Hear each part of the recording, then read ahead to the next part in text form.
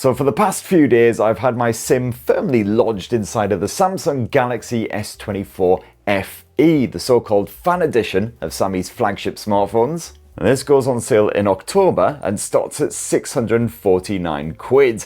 So at least the FE bit doesn't stand for expensive. Although it's not exactly what you would call cheap either, and you got lots of other options like the recently launched Xiaomi 14T Pro at this sort of price point. So the question is the Samsung Galaxy S24 FE a failed experiment or a full-on ejaculation? Well, here's my in-depth review, and for more on the latest and greatest tech, please do subscribe and ding that notifications bell. Cheers! Now first off, the Galaxy S24 FE is considerably larger than previous fan edition phones, which is somewhat distressing to someone who prefers more compact devices like my stubby-fingered self. It's actually got the same screen size as the Galaxy S24 Plus at 6.7 inches, quite the growth over the previous 6.4 incher. And in fact, you've got some reasonably chunky bezels, especially down here beneath the screen. So the actual dimensions are incredibly similar to Apple's iPhone 16 Pro Max, which is a 6.9 incher. So yeah, one-handed use here on the Galaxy S24 FE tains great, although thankfully the phone isn't uncomfortable to clutch despite those flat iPhone-esque edges, a situation that's probably helped along by the nice curvy corners. Ow! Oh, mate, please do not stick your claws in when you do that. Ow! What did I literally just say? And the Galaxy S24 FE isn't just an absolute chonkster, it's also a bit of a hefty bugger with a considerable 213 grams. You'll certainly feel it when it's lodged in your trousers.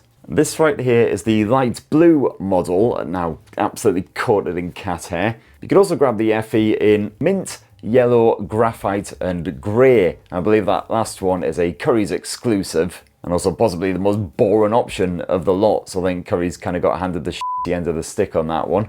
Got a bit of Gorilla Glass Victus Plus up front. It is the older Gorilla Glass 5 around back, though thankfully, touch wood, no scratches or scuffs so far after a week of fairly intense abuse. I've literally had this thing lodged in my pocket alongside the iPhone 16 Pro Max for most of the week, and yep, so far it has survived unscathed. And you've got the full IP68 water and dust resistance, same as those flagships, so no worries if you accidentally drop it in the bath or in a sink or something, it'll be fine. Should be fine, give it a good toweling off just to be sure. I've certainly been more than happy belting out a good bit of pirate metal in the shower these past few days. And of course, it's your usual OneUI Samsung shenanigans here on the Galaxy S24 FE, so if you've used a Samsung fan, you'll know exactly what to expect here. No difference really from the rest of the S24 series, the A series stuff. And oh yes, Samsung has absolutely stuffed this thing full of its own apps, including lots of stuff that you don't really need because Android already provides it. So you've got another browser, another file explorer, another smart home thing, contactless payments, health tracking, all that stuff. And most of these, to be perfectly honest, I completely ignore / replace with Google's own versions, like the Samsung keyboard. Get rid of that immediately and replace it with a vastly superior Gboard. Because seriously, Samsung's autocorrect is like a broken clock. It's right about 2 times a day, and the rest of the time it's f***ing hopeless. And you've got a choice for 128 or 256 gigs of storage here. Sadly, no room for expansion via micro SD memory cards. You've only got a double-sided SIM tray there. You do have full eSIM support, and indeed it looks like next to none of the flagship features have been culled for the fan edition here. You got all the stuff you'd expect, including a good bit of Samsung DeX action, so you can hook this up to a monitor or something, basically turn it into a sort of makeshift computer on the go. And oh yes, of course, did you even have to ask, you've got all of the Galaxy AI shenanigans stuffed on here as well. All those absolute bangers from the S24 regular flagships. That includes all the good stuff, including a bit of circle to search, for instance. Let's just do a search on my gorgeous mug. And it's basically just found lots of other bald, old, haggard-looking men. And yeah, you got the likes of the interpreter, quite handy if you're speaking with someone who does not talk your language. One of my absolute favorites is definitely that browsing assist feature. You'll find this tucked away in Samsung's internet browser, and it's pretty good if you come across an article you really want to read, but you're really short on time, so you just want a brief summary basically. Just give that a tap, hit summarize, and there you have it, just a few bullet points on the main bits that crop up in the article. And yeah, it does occasionally miss out on some key stuff, but overall it works delightfully well. It is just a shame that you can only get it on the Samsung internet browser, you can't get it in Chrome. And yes, you've also got good old Gemini slapped on here as well, which I'm a big fan of. It's particularly handy if you're in a unfamiliar town or city or whatever, and you just want an idea of what's good to do. There's any particularly good beers that you can pour down your throat in the local vicinity. So yes, lots of smarty pants shenanigans going on in general. And also Samsung is of course offering its full 7 years of OS updates and security support here on the Galaxy S24 FE. So you won't need to hoy it in the bin anytime soon. As I already banged on about before, the screen size has grown for this FE model, so you've now got a 6.7-inch whopping great big dynamic AMOLED 2X display, so the same tech as those full-fat flagships. The resolution has sadly been scaled back a wee bit versus the S24 Plus to just full HD, so those visuals aren't as satisfyingly sharp, especially as this is of course one pretty bloody massive panel. But it is hard to moan about the screen for anything else, because like other Sammy screens, it is dazzlingly vibrant, especially on the default color settings. Got full HDR10 support in the likes of Netflix there. It's a lovely eye-pleasing contrast on the go, and it's bright enough to comfortably use, even when Mr. Sunshine decides he's actually going to show his f***ing face for a change, the lazy git. And 120Hz refresh on here as well. And as for the audio, well, you got a built-in stereo speaker setup. Let's just pump up the volume and check it out. A week and welcome to your Uncle Spurt's fresh new studio, the Spurt Hall 2.0. That's right, I'm no longer shooting my videos in an old garage. I've got an actual room now with an actual booze cabinet. Proper posh lad. So as you can hopefully hear there, pretty solid audio output, loud enough on that maximum volume to cut through all kinds of background shenanigans. You've got a bit of bass action on the go there as well, certainly as far as smartphone speakers are concerned. Does itself full justice. Now, performance is often a slightly pants-shredding topic when you're discussing Samsung phones, certainly if there's a bit of Exynos action stuffed in there, and that is the case here with the Galaxy S24 FE. The brains of the operation here is the Exynos 2400E with 8 gigs of lovely RAM stuffed in there as well. But please do not rage quit this video, I implore ye, not just yet, because the everyday performance has been absolutely fine. I found it's been silky smooth more often than not. Apps load up basically instantly.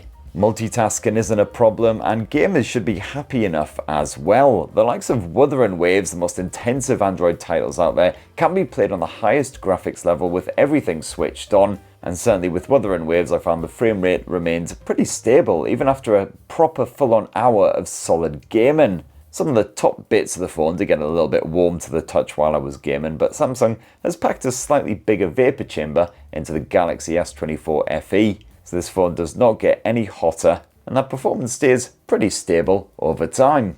Of course, the actual gaming mode still isn't fantastic. You still have to access this by swiping down the notifications bar basically, and give this a wee tap. You've got the likes of the priority mode, which can just prevent you from being disturbed. You can check roughly how much battery life you've got left while gaming. Not very much longer left at all. I better crack on. You can take some screenshots, shoot some video, etc, etc. It's certainly not as good as some rivals like the OnePluses, the Xiaomis, the Sonys, etc. out there. You might have noticed that there's not much battery remaining in this bad boy as well. That's because the battery life unfortunately has been a bit cack. You've got a 4,700 mAh capacity cell in here, which is smaller than the 4,900 you get stuffed inside of the S24 Plus. I was hoping the capacity would be at least the same, if not a bit bigger. And I found that on average this delivers around 5 to 6 hours of screen on time, which isn't terrible, but certainly a couple of days this week I've had to top this bad boy up before going out in the evenings because I just did not trust it to last the full night until I was all tucked up with Teddy. However, this being said, I have found in the past that sometimes when reviewing Samsung smartphones, the battery life does improve after a week or two of using it full time as it starts to learn your habits, maybe culls apps in the background a bit more aggressively. So I don't know, maybe the S24 Fan Edition will get better in a week or two. Maybe I'm just being hopelessly optimistic because of all that booze I drank before starting this video. And unfortunately, charging does top off at a painfully lethargic 25 watts. So if you do need to top this thing up, make sure you leave at least half an hour or so to charge it up, because otherwise you'll barely make a dent. A full charge of this thing just seems to take frickin' forever. We're talking like Zack Snyder director's cut lengths of time. Oh, and you've also got fast wireless charging support on here as well. Is it fast? Is it f***? But hey, it does charge without having to bung a cable in it, so that's something. Now what about the optics? Well, you've got a similar camera setup here to the regular Galaxy S24 phones, although some of that hardware has been switched up a bit. You wouldn't know there's been any changes from loading up the camera app because it basically looks and functions exactly the same as the regular Galaxy S24. Got all the usual camera modes bunged on here that we know and love, including a bit of single take. Got a full-on dedicated Pro mode if you do want to mess around with the likes of the ISO levels, the white balance, etc. But for the purposes of testing, I just left it in the standard photo auto mode, which most people will do. And I was generally pretty happy with the results spaffed out by that 50 megapixel main sensor. You get next to no flare, and even when dealing with severely bright lighting, and contrast is handled well, albeit with an unnatural boosting of darker regions most of the time, especially when using that intelligent optimization. The S24 FE is definitely a bit of a crowd pleaser, just like those iPhones. But tones are generally quite true to life if the lighting isn't total trouser. Some more vivid subjects do pop right off that screen. And some of the image processing here is handled by Samsung's fresh new Pro Visual Engine, which is of course powered by our great mate AI. And this can help to sharpen and spruce up your shots, for instance by reducing grain in low light photography. You'll absolutely still see some grain in there when you are shooting in moodily lit environments, and some of my test shots did look a bit flat, with decidedly duller colours. But others did come out a lot better than I expected, with a surprising amount of finer detail chucked in. You've also got yourself, of course, a 12 megapixel ultra-wide angle shooter. This is absolutely fine and dandy if you want a striking shot with similar processing to the regular lens, although it does falter in lower light. And you've also got yourself an 8 megapixel telephoto lens with 3 times optical zoom. You will notice you can zoom in up to 2 times here in the camera app. That's just using the S24 FE's main camera sensor with a bit of sharpening, courtesy of the old Pro Visual Engine again. Once you hit the 3 times zoom, that is when the telephoto lens kicks in, and you've got some impressive stabilization, certainly when you hit those higher zoom levels. Those 2 times zoom shots look pretty crispy, and the telephoto lens works well up to roughly the 20 times zoom level, and then things do generally get a bit more abstract. And at night time, the results are once again quite murky and grainy when you do zoom in a bit. And if you want to edit your pics, well, as usual, Samsung has slapped on all of that smarty pants AI shenanigans. So you can quickly highlight a subject. And you can touch and hold and drag things around and make them bigger or smaller. And you could also just randomly add stuff to a photo as well, and it'll magically appear in your picture, courtesy of that AI stuff. Obviously, within reason, you can't just add a giant penis monster to any given photo. Sadly, I have tried. And yes, you've got good old Portrait Studio as well to turn yourself into a 3D cartoon, a comic character. I do love how Samsung's AI seems to think that I'm about 60 bloody years old already. As for video, well, of course, as with the regular S24s, you can shoot up to 8K resolution footage at 30 frames per second. Otherwise, you've got Full HD at 30 or 60. I mostly kept it at the 4K resolution, and the results were as likeable as ever. That stabilization is good enough to handle moving at pace, while Samsung's audio recording smarts help to reduce any wind shindiggery when you're shooting outdoors, and you can pretty smoothly zoom in and out while shooting as well. And when you're watching back a video, you can just tap your finger on the screen and hold it, and it will slow it right down, as you can see there. Using AI to fill in those frames can be a little bit bulky at times, but usually works pretty bloody well.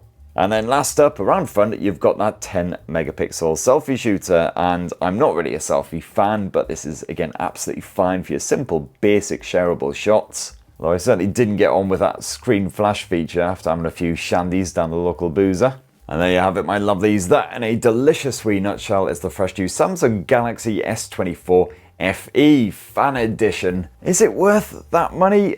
I don't know, because the regular S24 isn't far off this. In fact, sometimes you see it on sale and it's basically about this price. I prefer that more compact finish to it. The battery life here hasn't been fantastic, and there are so many big rivals around this price, including the freshly launched Xiaomi 14T Pro. So what do you reckon? Are you tempted by the Samsung Galaxy S24 FE? It would be great to hear your thoughts down in the comments below. Please do poke subscribe and ding that notifications bell for more on the latest and greatest tech, and have yourselves a really wonderful rest of the week. Cheers everyone.